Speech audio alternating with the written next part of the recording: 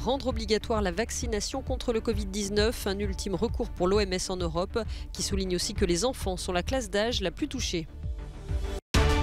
L'Allemagne, à la veille de l'investiture de son nouveau chancelier, le social-démocrate Olaf Scholz a signé le contrat de coalition avec ses alliés verts et libéraux. De nouveaux billets pour fêter les 20 ans de la mise en circulation de la monnaie unique européenne. C'est l'objectif de la Banque centrale qui entend lancer une grande consultation. Une prison détruite par un incendie au Burundi. Au moins 38 détenus y ont perdu la vie.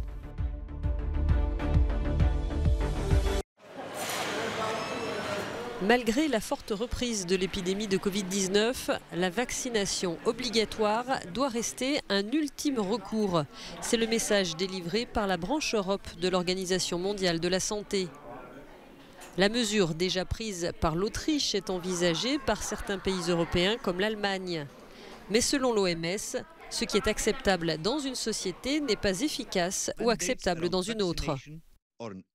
Les obligations de vacciner sont des mesures de dernier recours absolu, a souligné le directeur de l'OMS Europe. Elles ne sont applicables que lorsque toutes les options possibles pour augmenter le taux de vaccination ont été épuisées. Il faut tenir compte des conséquences sur la confiance du grand public et sur l'acceptation de la vaccination. L'OMS souligne aussi la nécessité de mieux protéger les enfants. En Europe, les cas augmentent dans toutes les catégories d'âge, mais les taux les plus élevés s'observent chez les 5-14 ans, souligne l'organisation.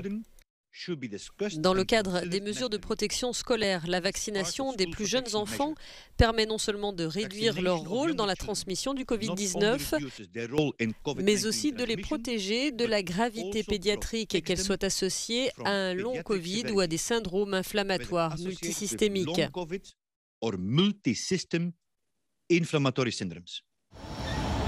Pour éviter de nouvelles fermetures de classes et le retour de l'enseignement à distance, l'OMS conseille de renforcer les tests et l'usage des masques dans les écoles et d'envisager la vaccination au niveau national des enfants scolarisés.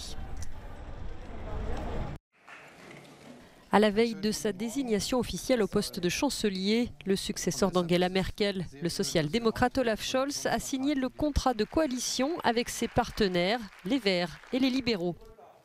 Intitulé « Oser plus de progrès », ce document de 177 pages servira de feuille de route au gouvernement. Le nouveau chancelier affirme vouloir mettre en œuvre une grande modernisation industrielle capable de stopper le changement climatique. Autre engagement fort, mener une politique très pro-européenne. Le fait est que nous nous appuyons sur les efforts que l'Allemagne a déployés ces dernières années pour créer une Union européenne forte et souveraine. Nous voulons souligner davantage cette évolution. L'avenir du monde sera façonné par un certain nombre de pays très influents. Et c'est pourquoi il est très important que l'Europe puisse agir de manière forte et souveraine dans ce monde futur. Le chef des libéraux occupera le poste de ministre des Finances. Il entend défendre une stricte orthodoxie budgétaire, mais sans hausse des impôts. Nous voulons respecter l'exigence constitutionnelle d'un budget structurellement de nouveau à l'équilibre à partir de 2023. D'autre part, nous voulons renoncer à augmenter la charge fiscale et à augmenter les taux d'imposition. Dans le cadre de ces garde-fous, nous financerons les projets sur lesquels la coalition s'est mise d'accord dans le traité de coalition.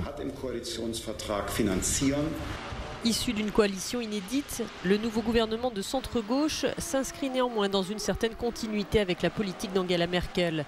Son premier gros défi sera la gestion du regain de la pandémie de Covid-19 très virulente en Allemagne. Comme en Autriche, Olaf Scholz veut faire voter rapidement l'obligation vaccinale.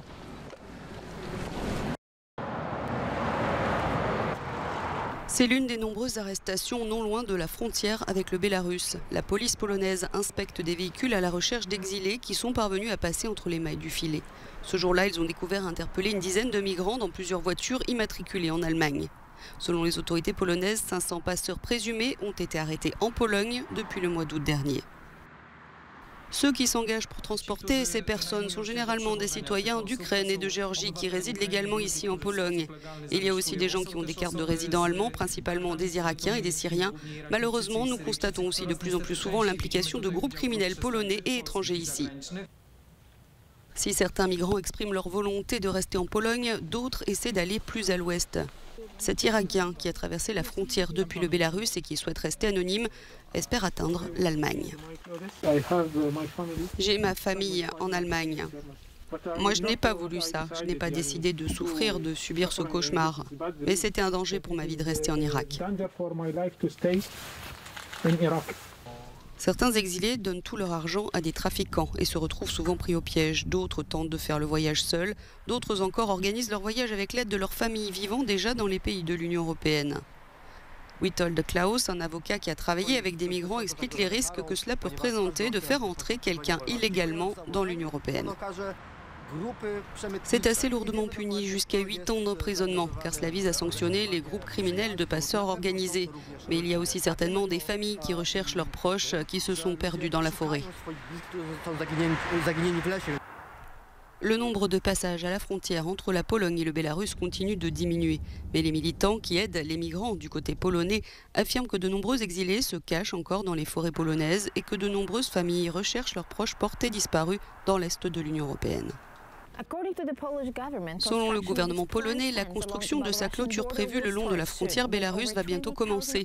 Avec plus de 20 000 agents déployés dans la région et une aide internationale de l'Estonie et du Royaume-Uni, la Pologne espère sceller complètement la frontière et empêcher les migrants de la traverser.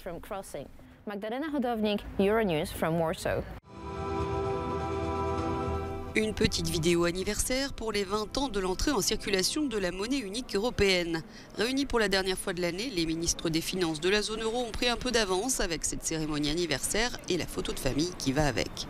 Car c'est le 1er janvier 2002 que l'euro a fait son apparition dans les poches des citoyens de 11 États membres de l'Union européenne.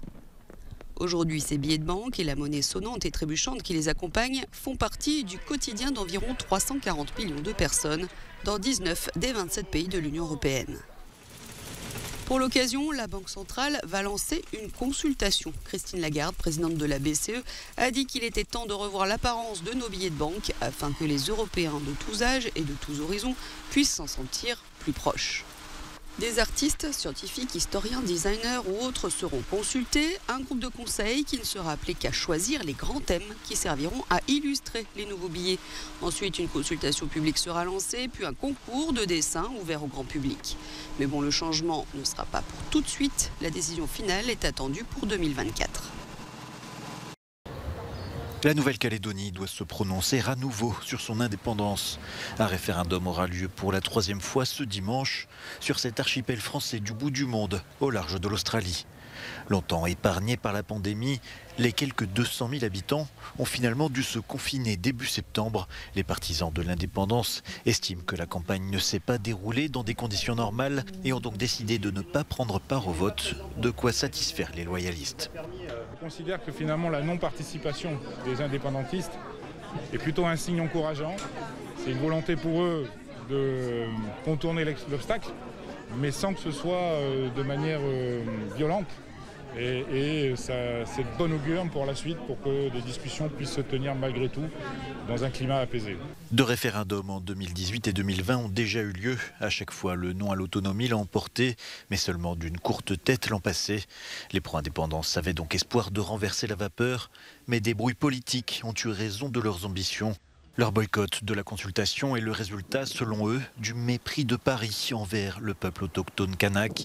Dans ces conditions, le oui à l'indépendance devrait faire un score médiocre. Reste à savoir ce qui adviendra du processus de décolonisation à l'œuvre depuis presque 40 ans. L'incendie a été rapide et dévastateur. Il a frappé ce mardi la prison de Gitega, la capitale du Burundi, et a causé la mort d'au moins 38 personnes, la plupart des détenus de cette prison. L'établissement, complètement surchargé, accueillait plus de 1500 détenus pour une capacité de 400 places. Le feu s'est déclaré en pleine nuit et selon un prisonnier, les gardiens ont refusé d'ouvrir les portes de la prison, selon eux en vertu des ordres qu'ils avaient reçus.